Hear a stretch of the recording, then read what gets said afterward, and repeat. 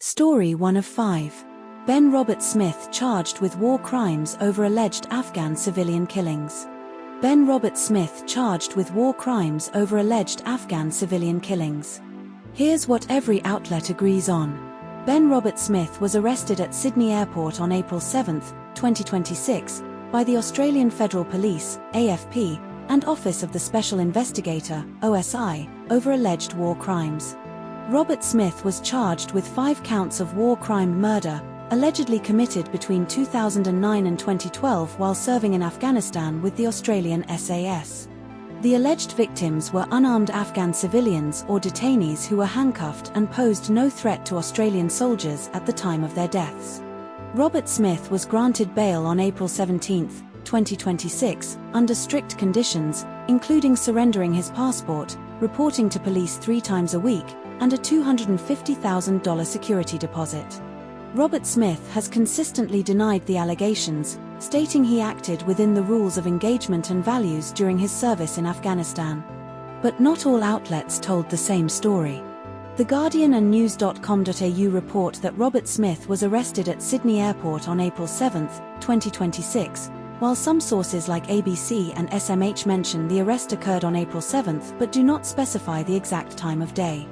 The Guardian and SMH report that Robert Smith was escorted out of Silverwater Correctional Complex through a back exit to avoid media, but the ABC and news.com.au do not mention this specific detail. The Guardian and news.com.au report that Robert Smith's partner, Sarah MacInnes, was booked to fly to Singapore the day after him, but the ABC and SMH do not mention this specific travel plan. This story was covered by ABC News, The Guardian, news.com.au, SBS News, Sydney Morning Herald and The Age. Story 2 of 5. Defamation trial. Charlotte MacInnes sues Rebel Wilson over bath incident claims. Defamation trial. Charlotte MacInnes sues Rebel Wilson over bath incident claims. Here's what every outlet agrees on. Charlotte MacInnes is suing Rebel Wilson for defamation over social media posts claiming she made and later retracted a sexual harassment complaint against producer Amanda Ghost. The central incident occurred on September 5, 2023, at a Bondi Beach apartment where MacInnes and Ghost shared a bath after Ghost had a medical episode, cold urticaria, from swimming. Rebel Wilson's Instagram posts, 2024 to 2025, suggested MacInnes withdrew the complaint to secure a lead role in the stage production *Gatsby* and a record deal with Atlantic Records. MacInnes testified she never made a complaint to Wilson and described the bath incident as strange and bizarre but not uncomfortable. Wilson's PR firm, The Agency Group, allegedly created websites, amandaghost.com, amandaghostsucks.com, accusing Ghost of being a madam and Indian Ghislaine Maxwell in 2024.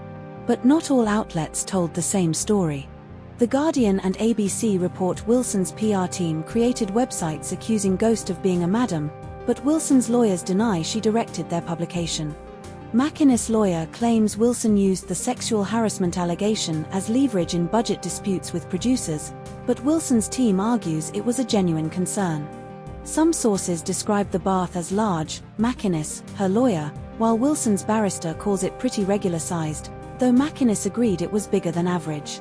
This story was covered by ABC News, The Guardian, news.com.au, and Sydney Morning Herald. Story 3 of 5.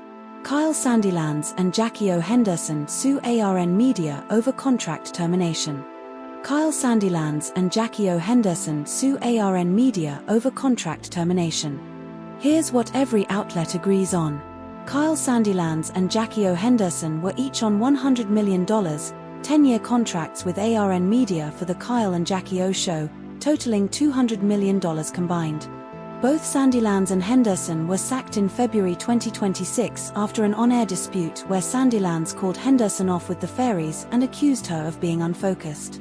ARN Media is countersuing Sandilands and Henderson for breach of contract, lost advertising revenue, and legal costs, seeking millions in damages. Sandilands and Henderson are suing ARN Media for at least $85 million each, claiming wrongful termination and breach of contract. ARN Media's defense includes allegations that Sandilands repeatedly berated executives, censors, and listeners in expletive-laden rants, including calling ARN executives pussies and threatening the Mad Effing Witches activist group with private investigators. But not all outlets told the same story. The Guardian and SMH report that Sandilands was sacked in March 2026, while ABC and Newscom.au state the termination occurred in February 2026 after the on-air dispute. ARN Media claims Henderson's manager Gemma O'Neill told them the bullying issue was resolved in December 2025, but Henderson's lawyers allege ARN failed to act on her complaints despite knowing about the bullying. Sandilands' lawyer argues his client's conduct was desired and monetized by ARN, while ARN's defense claims his behavior amounted to serious misconduct warranting termination. This story was covered by ABC News, The Guardian, news.com.au, Sydney Morning Herald and The Age. Story 4 of 5. Australia's US alliance, defence capabilities, and domestic policy debates. Australia's US alliance, defence capabilities, and domestic policy debates.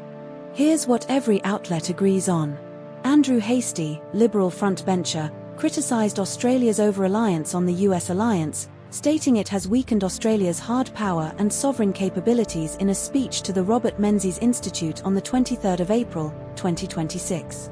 Hastie argued Australia must invest in its industrial base and defence force, including refining more oil domestically and attracting AI chipmakers, to meet ANZ's commitments.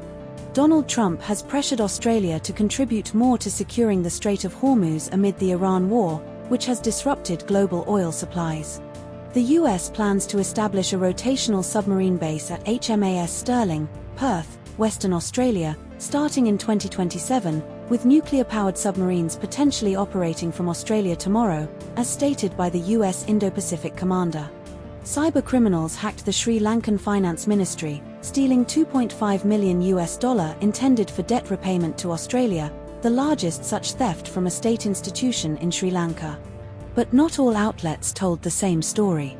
The Guardian reports the government has all but ruled out a 25% gas export tax, while Allegra Spender, independent MP, in the same article argues the government should push forward with it. Andrew Hastie claims Australia's warships cannot defend against Iranian drones in the Strait of Hormuz, but Navy Chief Vice Admiral Mark Hammond insists they are absolutely capable of performing such missions. The Guardian states the gas export tax was poised to be killed off by the PM, while Spender argues the government did not take action when it should have and didn't learn the lessons from Ukraine. This story was covered by The Guardian and news.com.au. Story 5 of 5. Death of Michael Tilson Thomas, Grammy-winning conductor and composer. Death of Michael Tilson Thomas, Grammy-winning conductor and composer. Here's what every outlet agrees on. Michael Tilson Thomas died aged 81 on April 23, 2026, at his San Francisco home. He was a 12-time Grammy winner and received 39 Grammy nominations. He served as music director of the San Francisco Symphony for 25 years, 1995 to 2020. He co-founded the New World Symphony in Miami Beach, Florida, in 1987. He was named a Kennedy Center honoree in 2019. But not all outlets told the same story. The ABC article states Tilson Thomas died on Wednesday, April 24, 2026, while The Guardian says he died on Wednesday, April 23, 2026, a one-day discrepancy in publication timing. The ABC article mentions he was diagnosed with glioblastoma multiforme, but The Guardian only states he had a brain tumor that returned in February 2025 without specifying the type. This story was covered by ABC News and The Guardian.